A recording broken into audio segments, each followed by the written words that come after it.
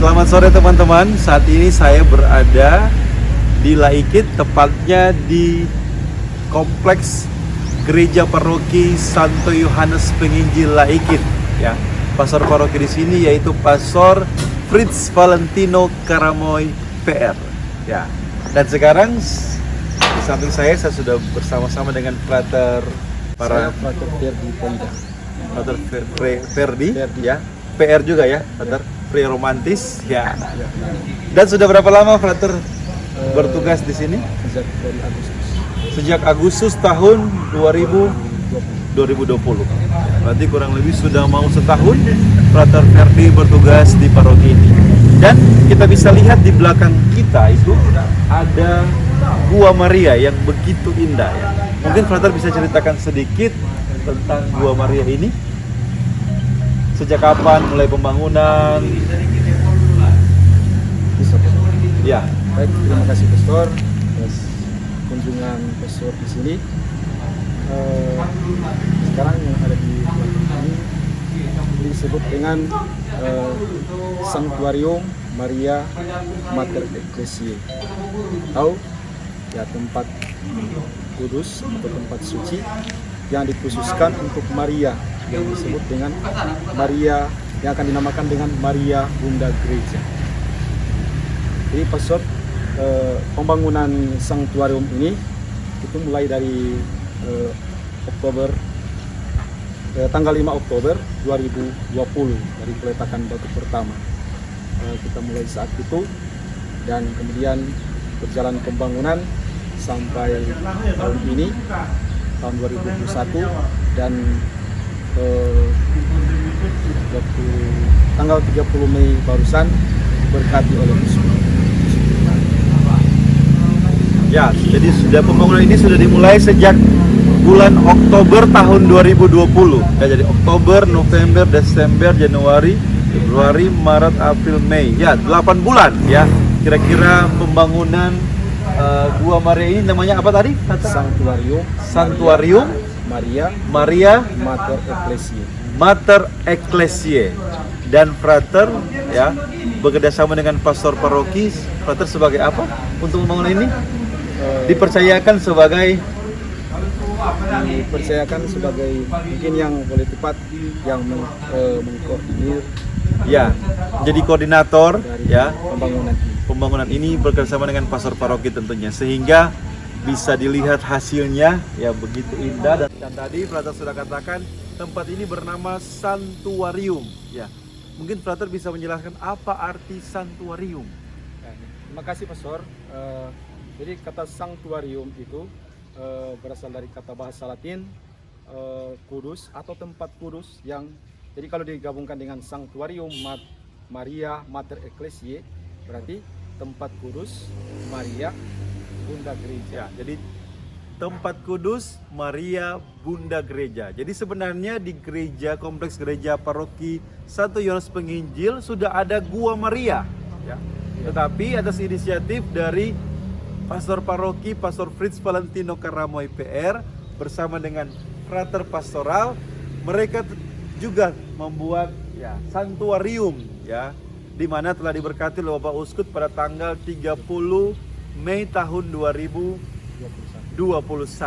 Nah, sekarang kalau kita lihat ya di belakang kita itu ada semacam prasasti-prasasti. Ya, mungkin Frater bisa menjelaskan ada apa, tulisan apa di prasasti-prasasti itu? Ya Pastor.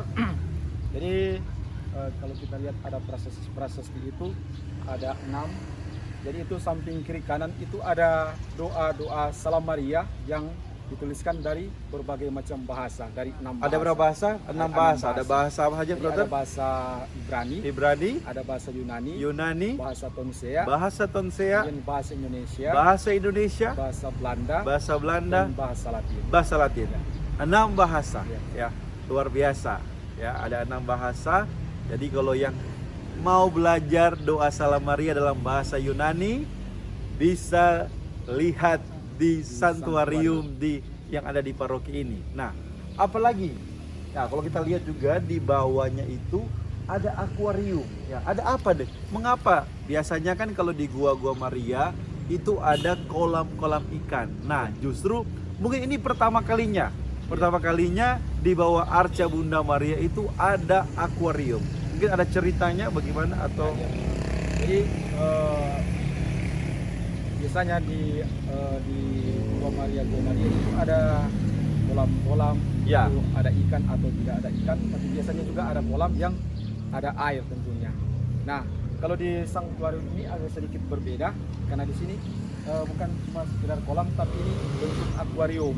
Jadi ada kaca yang dipasang itu supaya itu karena atas inisiatif juga dari Pastor Paulus, supaya dari kolam ini dari ikan-ikan yang ada itu bisa dinikmati secara penuh.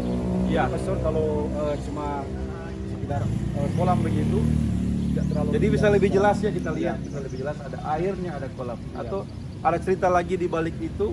Jadi mungkin selain karena cerita tadi, karena di sini di Laikit juga sekitaran paroki Laikit ini masyarakat atau umat pada umumnya kan ini penghasil ikan juga. Oh iya, Ikan banyak besar. kolam-kolam ikan ya. Ya, betul. Oke. Jadi penghasil ada ikan mujair, ikan mas. Nah, ini mau menggambarkan juga bahwa kekasat juga dari paroki ini Iya, betul. banyak kolam ikan. Ya. Jadi kalau yang mau panen ikan bisa langsung mungkin panen di sini. Tapi ini hiasan ya. Ya. Dan luar biasa kita lihat keindahan sini, ada anggrek bulan, ada pepohonan. Ini juga menggambarkan Bunda Maria yang membawa kehidupan ya, hawa baru. Dan juga kita lihat di depan kita di belakang kita ini ada arca Bunda Maria tangan terbuka. Mungkin ada maknanya mengapa dipilih arca Maria tangan terbuka, bukan memilih Maria Lourdes atau Maria diangkat ke surga, tapi justru memilih Maria dengan tangan terbuka. Mungkin ada makna di balik itu. Ya, iya, betul. Jadi waktu cerita-cerita dengan pastor, kami mencari supaya patung atau arca apa sebenarnya yang cocok untuk patung ini.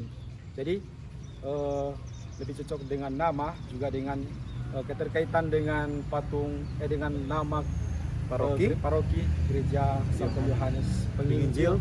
Jadi kami memilih yang tangan terbuka, yang Maria Bunda Gereja, supaya Maria tentunya bersama dengan Santo Yohanes dia senantiasa menerima doa-doa kita bersama dan mengantar kepada Tuhan.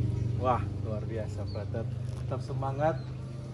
Ya, karena Frater juga sudah hampir setahun kerja di sini, tapi sudah bisa ada buah-buah yang ditinggalkan oleh Frater di sini ya.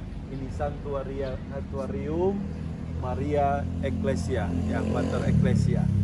Ada lagi yang mau disampaikan pesan-pesan untuk para pemirsa ya yang menyaksikan ini? Mungkin yang mau disampaikan yang sebagai tambahan, di sini banyak yang anak-anak Maria ya, sebagai orang-orang yang berdevosi kepada Bunda Maria. Mungkin Frater bisa menyampaikan sesuatu.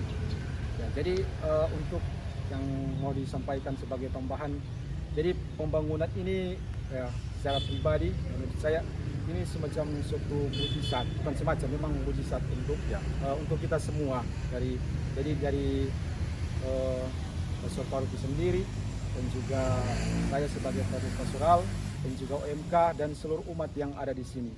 Dan perlu diketahui bahwa kami memulai dengan pertama-tama dengan ketiadaan dulu.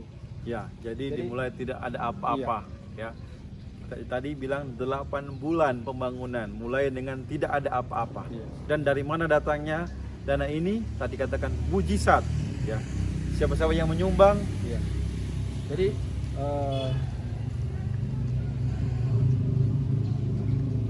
Lanjut.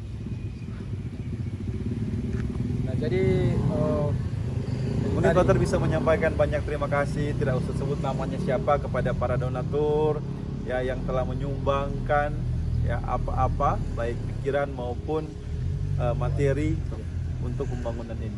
ya, jadi pada kesempatan ini mewakili Pastor Paroki dan seluruh umat, saya menyampaikan banyak-banyak terima kasih kepada semua pihak yang telah merencanakan, yang telah berupaya membantu dengan doa-doa kita bersama kepada Bunda Maria, sehingga sampai saat ini dan terhitung mulai pada tanggal 30 Mei 2020 Sanktuarium Maria Mater Ecclesia ini boleh diberkati oleh Bapak Uskup. Amin, terima kasih.